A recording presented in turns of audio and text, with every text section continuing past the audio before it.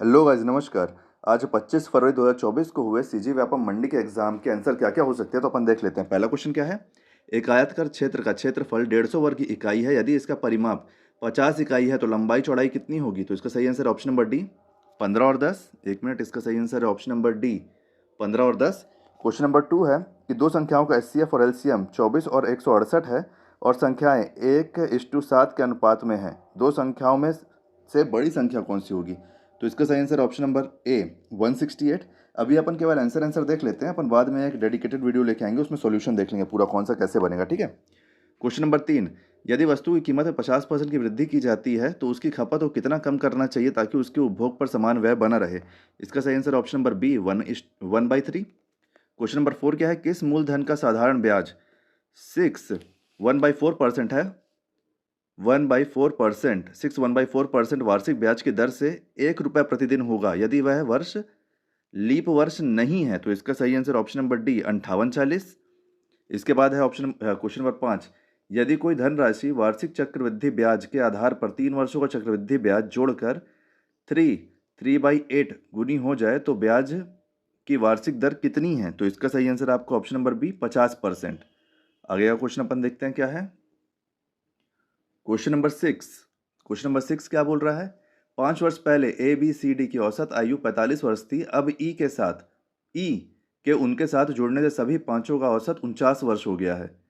ई की आयु कितनी है? तो इसका सही आंसर आपका ऑप्शन नंबर कौन सा है, C, 45। Option C, 45। Question number 7 कौन सा है कि वृत्त की परिधि जिसकी त्रिज्या 5 सेंटीमीटर है, वृत्त की परिधि जिसकी त्रिज्या 5 सेंटीमीटर है होगी, क्या होगी ऑप्शन में? 31.4। ऑप्शन नंबर सी इसका सही आंसर है। ऑप्शन क्वेश्चन नंबर 8 को आप स्टार लगा लो, इसको अपन सॉल्यूशन में देखेंगे, ठीक है। आगे क्वेश्चन क्या है, क्वेश्चन नंबर 9, यदि किसी वृत्त एवं वर्ग की परिधि बराबर हो तो उनके क्षेत्रफल का अनुपात क्या होगा? इसका सही आंसर ऑप्शन नंबर ए, 14:11। फिर क्या है, फिर क्वेश्चन नंबर 10, अगर ये कि क्वेश्चन दिया है आपके ऊपर, इसमें से x का मान निकालना है तो इसका सही आंसर रहता है option number D, 3/2। Next question, अब अपन आ जाते हैं, अपन 10 क्वेश्चन देख लिए मैथ के, अब अपन आ गए हैं इंडियन इकोनॉमी एंड कॉमर्स के क्वेश्चन में। अच्छा, ये हटाना भूल गया था क्या। पहला क्वेश्चन, केंद्रीय बजट 2023-24 में श्री अन्न शब्द किससे संबंधित है? तो मोटा अनाज, ऑप्शन नंबर सी, मिलेट इसका सही आंसर है।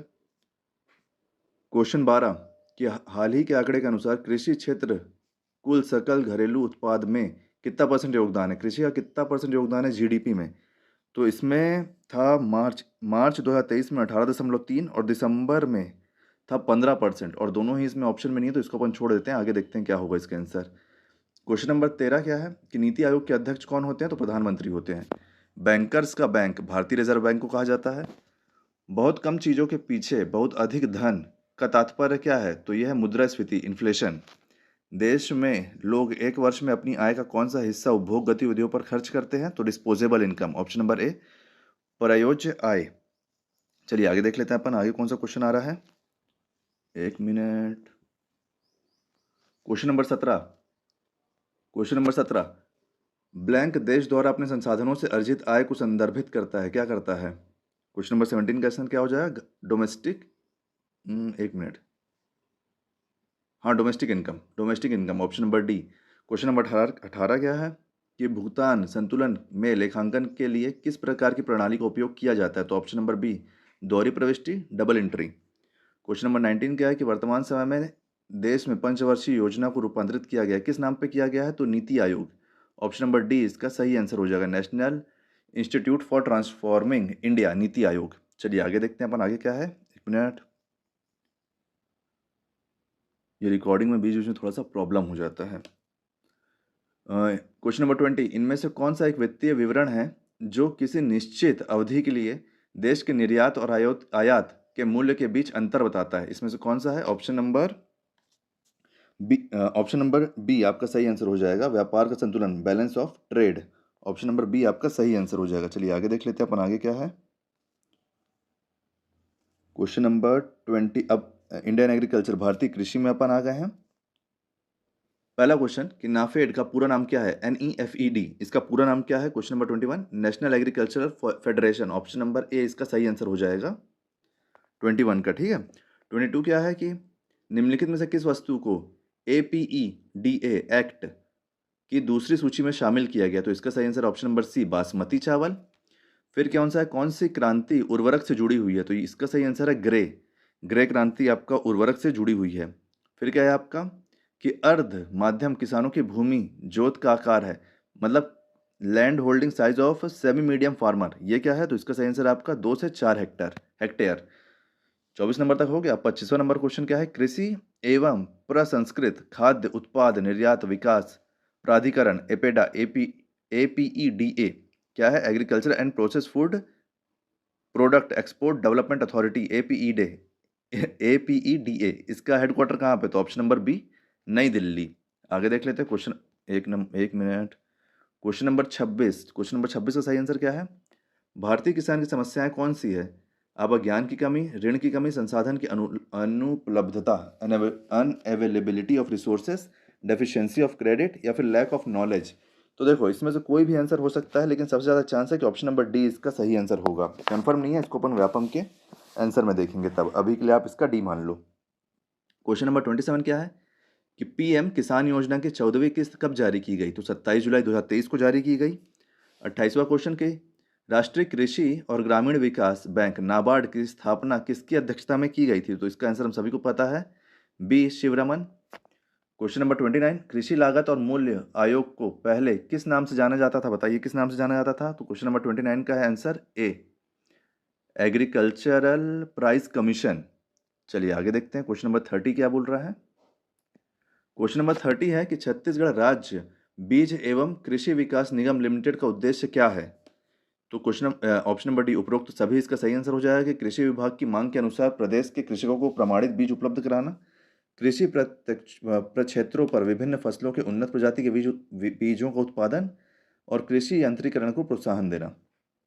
जिसमें से इसका मतलब मेन आप ऑप्शन नंबर बी हो सकता है, फिर ऑप्शन नंबर सी, लेकिन बी सी दोनों दिए हुए हैं तो इसका आंसर डी ही होगा। चलिए नेक्स्ट को देखते हैं कि जनरल नॉलेज ऑफ छत्तीसगढ़ में क्या क्या क्वेश्चन पूछा है। इसमें है आपका पहला क्वेश्चन कि जनजातियों में पारद का संबंध किस क्रियाकलाप से है? तो इसका सही आंसर आपका शिकार, कि शिकार के फेस्टिवल को पारद कहते हैं। फिर सिरपुर के पांडु शासक महाशिवगुप्त बल्लाल अर्जुन के शिलालेख में निम्नलिखित में से किस बुद्ध आचार्य को ग्राम दान देने का उल्लेख प्राप्त होता है? तो इसका सही आंसर ऑप्शन नंबर डी आनंद प्रभु को। ऑप्शन नंबर डी आनंद प्रभु को। ठीक है, एक मिनट। ऑप्शन नंबर डी आनंद प्रभु। क्वेश्चन नंबर 33 क्या है? छत्तीसगढ़ कुछ जनजातियों का सैला नृत्य कब आरंभ होता है? तो ये होता है दिवाली के टाइम में। फिर क्या है? पीपीपी मॉडल से बनाए जाने वाले एथेनॉल प्लांट का छत्तीसगढ़ में किस जिले में स्थापित किया जा रहा है? तो इसका सही आंसर है ऑप्शन नंबर ए कबीरधाम। यहाँ पे गन्ने से उसको एथेनॉल बनाने का प्रोग्राम है जो 35 एकड़ के क्षेत्र में बन रहा है। इसको अपन क्वेश्चन कवर भी किए थे हमारे पुराने वीडियो में, है ना। फिर मनियारी नदी के किस जलाशय परियोजना का नाम राजीव गांधी परियोजना रखा गया है? तो बताइए किसका रखा गया है? खूड़िया बांध का नाम अब राजीव गांधी नाम रख दिया गया है। चलिए आगे क्वेश्चन देख लेते हैं। क्वेश्चन नंबर 36 पुत्रा पुत्री विवाह किस महीने में मनाया जाता है? तो बताओ किस महीने में मनाया जाता है? इसको मनाया जाता है बैसाख के महीने में। किसके महीने में? तो बैसाख के महीने में। आगे है कि श्री नर्मदा सोनसाई किस कला से संबंधित है? तो इसका आंसर नहीं मिल पा रहा है, तो इसको अपन आगे जाके देखेंगे मॉक में। फिर क्या है? क्वेश्चन नंबर 38 1907 को रायपुर में हुए प्रांतीय राजनीतिक सम्मेलन के अध्यक्ष कौन थे? तो पंडित रविशंकर शुक्ल जी। आगे देख लेते हैं अपन 39 छत्तीसगढ़ का पर्व छेर छेरा पुन्नी निम्नलिखित माह के पूर्णिमा को मनाया जाता है। किसके पूर्णिमा को मनाया जाता है? 39 का बी पौष पूर्णिमा को। 40 नंबर क्वेश्चन क्या है? निम्नलिखित में से कौन महानदी की सहायक नदी नहीं है पूछ रहा है। ठीक है, तो अरपा नदी नहीं है। और फिर आपका क्या है 41 क्वेश्चन नंबर 41 क्या है कि छत्तीसगढ़ के निम्नलिखित जनजाति में प्रसव के लिए महिला हेतु अलग से झोपड़ी बनाई जाती है जिसे कुंभा कहा जाता है। तो कौन है वो? पहाड़ी कोरवा। पहाड़ी कोरवा जनजाति में इसको बनाया जाता है। चलिए नेक्स्ट क्वेश्चन देख लेते हैं। आगे क्वेश्चन क्या है? पठौनी विवाह छत्तीसगढ़ की किस जनजाति से संबंधित है? पठौनी विवाह, तो इसका सही आंसर आपको ऑप्शन नंबर सी गोंड। फिर क्या है 43 में कि काकसाड़ा नृत्य किस जनजाति द्वारा किया जाता है? तो इसका सही आंसर है आपका अबूझ माड़िया। क्वेश्चन नंबर 44 पामेड़ अभ्यारण्य किस जिले में है?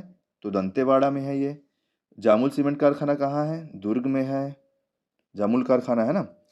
46 क्या है कि बस्तर संभाग के नगरनार में स्थापित आपका इस्पात संयंत्र निम्नलिखित कंपनी के द्वारा स्थापित किया है? एनएमडीसी के द्वारा स्थापित किया गया, ऑप्शन नंबर 20 का सही आंसर है। फिर 47 निम्नलिखित में से किस नदी का उद्गम स्थल छत्तीसगढ़ की सीमा से बाहर है? ऑप्शन नंबर डी इंद्रावती, जिसको बस्तर की जीवन रेखा भी कहा जाता है, उसका उद्गम स्थल उड़ीसा है, इसलिए ये हमारा छत्तीसगढ़ से बाहर है। ऑप्शन नंबर डी सही आंसर हो जाएगा।